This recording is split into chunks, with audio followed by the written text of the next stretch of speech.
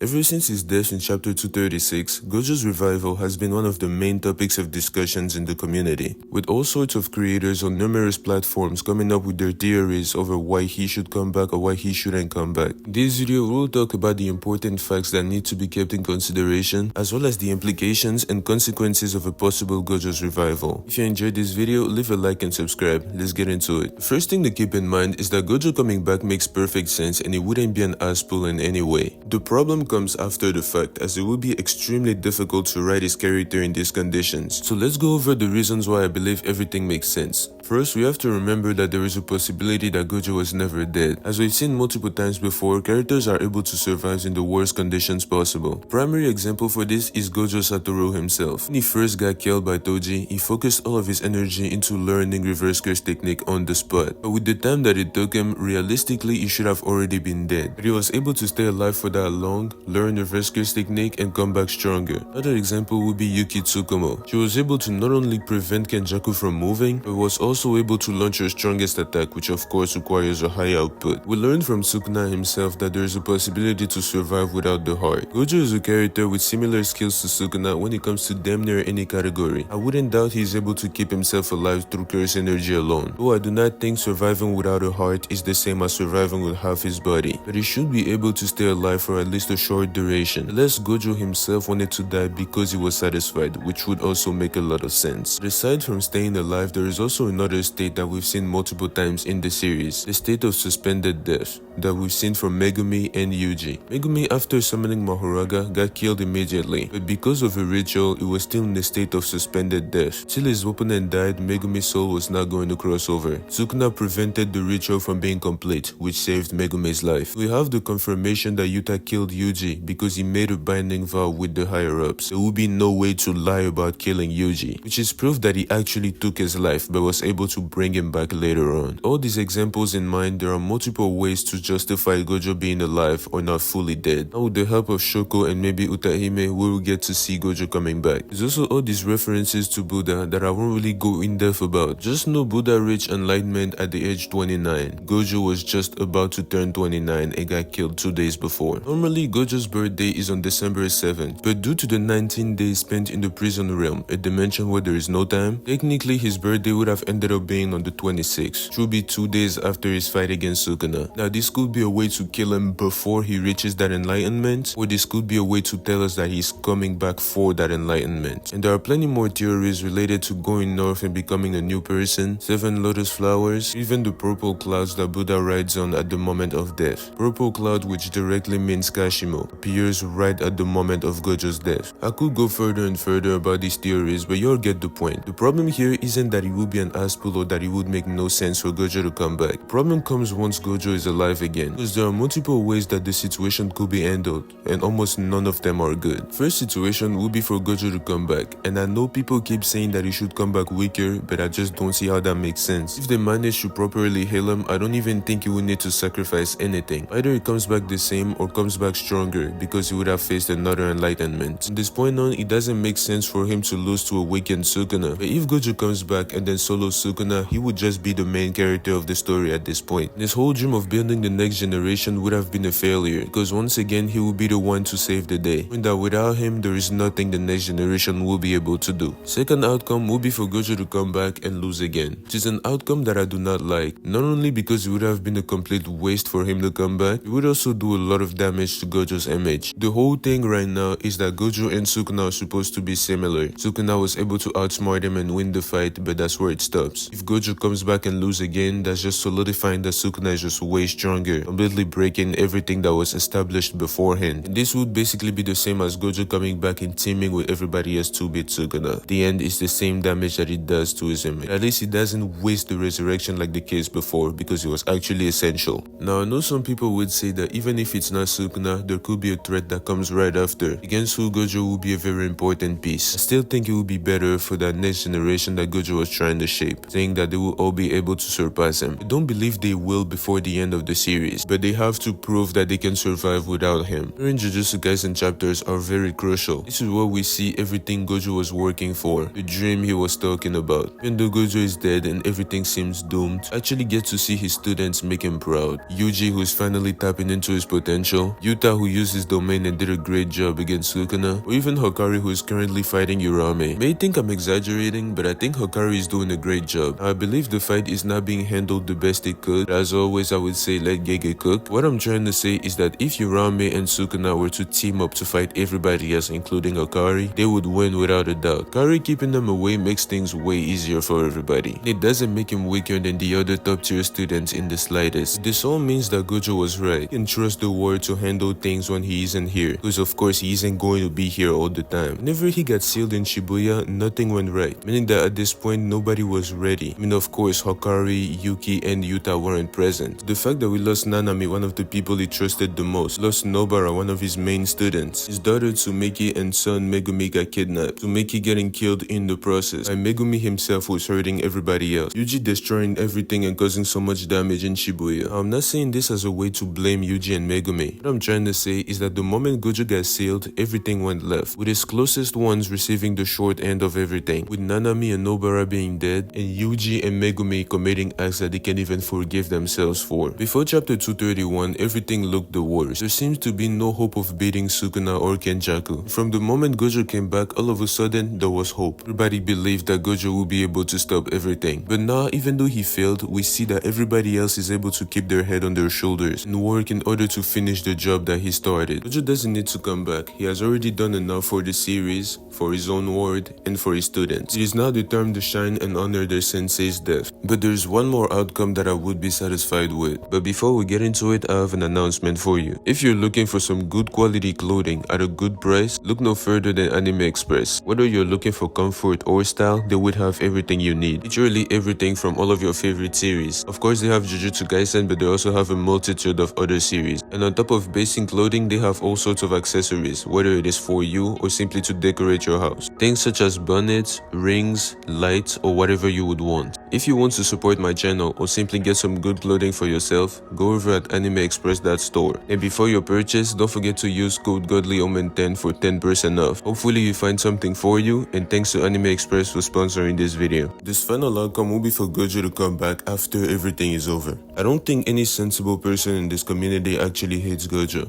He's simply a cool presence to have around, and it would also make for a good contrast from Shibuya. As we've seen multiple times, the Shinjuku arc is pretty much a mirror to the Shibuya arc, with moments like Nanami and Higuruma's death, Todo arriving whenever Yuji is about to snap, a lot more characters dying in the process. It would be great for Gojo to come back and see something completely different. The whole thing with Shibuya is that everything looked okay until Gojo got sealed, and whenever that happened, everything went to the worst, and Gojo couldn't make it back until after the incident. Gojo being gone caused the students, friends, and teacher to be unalive. The Shinjuku arc would do such a great job at contrasting these events, with Gojo being gone this time, but whenever he makes it back, everything is already great. In Shibuya, nobody was ready and things ended up going the worst way possible. But this time, they are actually ready to pick up the mantle. Now we will see that the students are able to honor him, are able to do what needs to be done even without him being present. This moment will be great as Gojo himself witnesses what he created, seeing that he was successful at forging that new generation. All this is to say, I don't think Gojo is needed for the rest of the battle, but him being alive would just be such a great thing. But let me know how you would feel about this outcome. If you enjoyed this video, don't forget to leave a like and subscribe, and get this video to 200 likes for me to talk about Gojo's appearance in the last chapter. Also, don't forget to leave your criticism in the comments. I appreciate y'all for making it to this point, and I will see y'all next time. Peace.